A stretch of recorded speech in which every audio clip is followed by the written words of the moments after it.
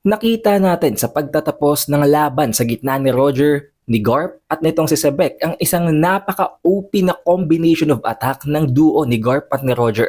Ang ginamit na Kagatsuchi, Ace at ang Infinitum Impact nitong si Garp para talunin ng Devil Sebek. Pero kahit na ganon, kitang-kita naman natin na all throughout the fight, talagang nangingibabaw doon itong si Devil Sebek. At ang rason kung bakit ganon ang nangyari ay hindi nakadepende dahil sa Domi Reversi lamang. Kung iintindihin nating mabuti ang concept na binanggit nila sa chapter na yon, ayon dito na de-deflect nitong si Sebek ang kahit na anong atake na itinututok sa kanya, na para bang meron siyang napakatigas na impenetratable armor, to the point na kahit ang kanyang kalaban, si Garp, si Roger ay gumagamit din ng haki-infused attacks, hindi talaga ito tumatalab, na dahilan nga kung bakit nagtaka dito si Roger at first.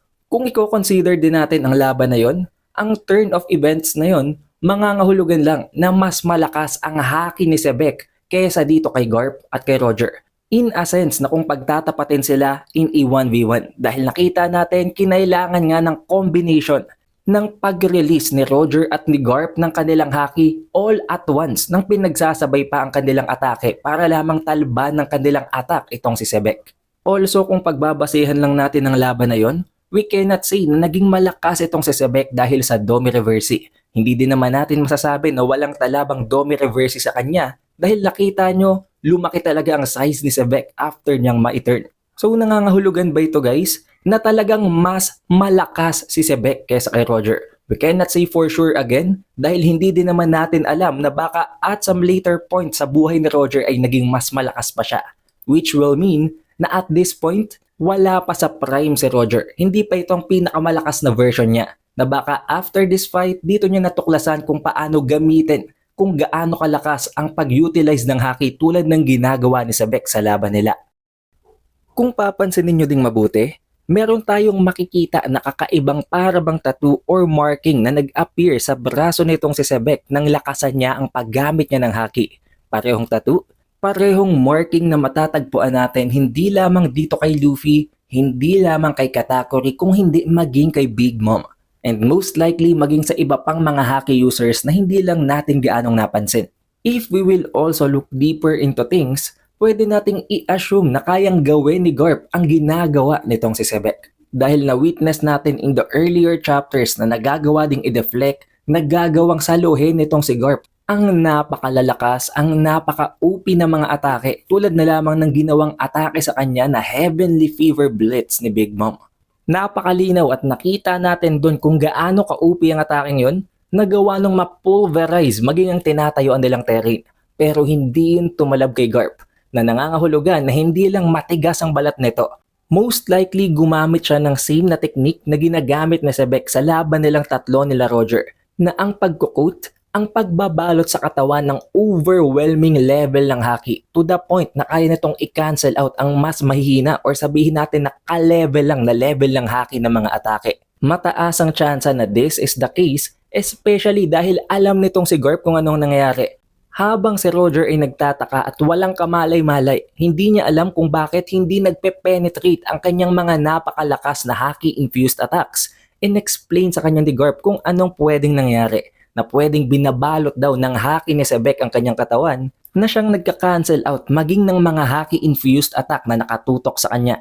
Siya din ang nakaisip ng counter na kailangan nilang ibuhos ang lahat ng kanilang haki para matapatan ang haki ni Rox, at hindi lang yun, kailangan pa nila itong paghaluin. Kailangan nila itong ipag-combine para masigurado na tatalab at talagang mapepenetrate nito ang haki ni Rox. Dahil alam nila na kapag hindi ito gumana, kapag hindi nag-work ang kanilang strategy na ito, sila ang mamamatay. Alam na alam din ni Garp kung anong magiging epekto, ang magiging outcome nito sa kanila. Kung paano magbabackfire ang gagawin nilang ataking yon, na pwedeng magiging paralisado sila temporarily. Makikripple daw sila potentially after ng ilo-launch nilang attack.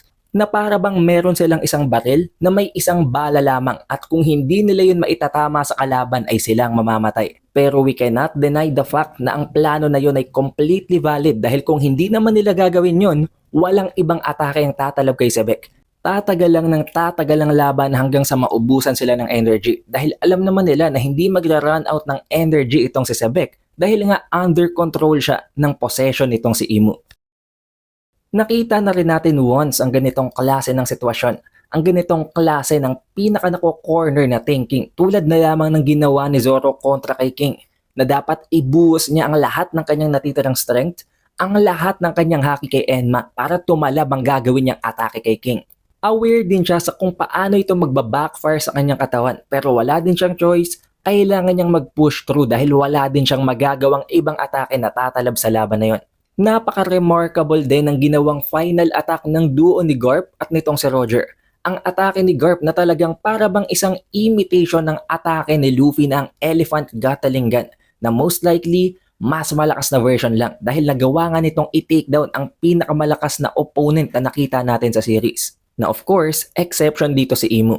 Dahil isipin nyo ang isang suntok pa lang nitong si Garp nakakapag-create na ng Galaxy Impact, napakalakas na atake. What more pa kaya ang mas channeled, mas focused na atake na itong Infinitum Explosion nga.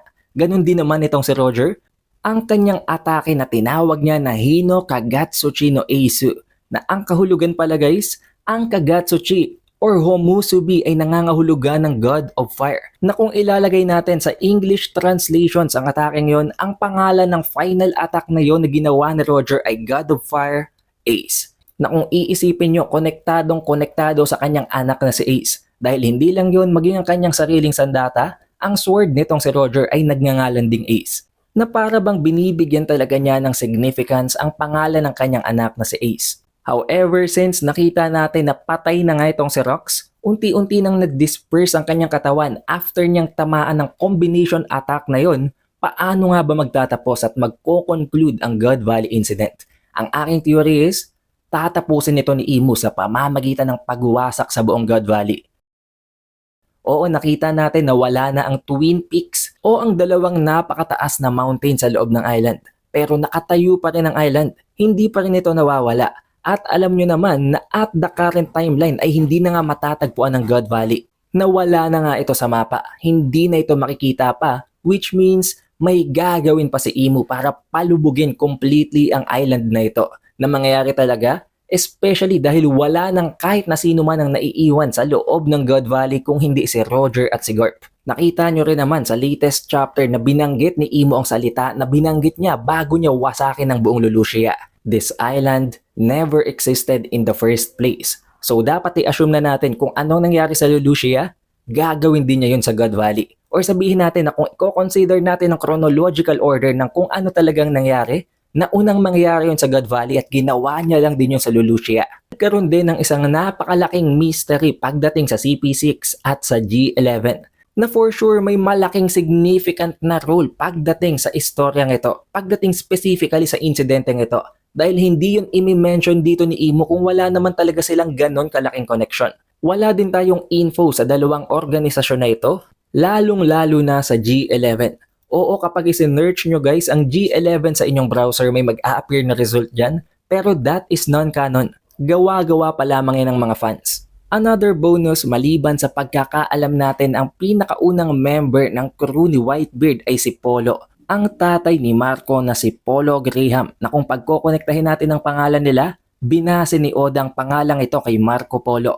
Kung titingnan nyo din ang iilan pang mga panels tulad nito, makikita nyo si Gil Bastard na para bang kumain ng parehong devil fruit ni Perona dahil merong somewhat of a ghost na para bang isang multo na katabi niya. So pwede nating i-consider na ito ang previous user ng fruit ni Perona.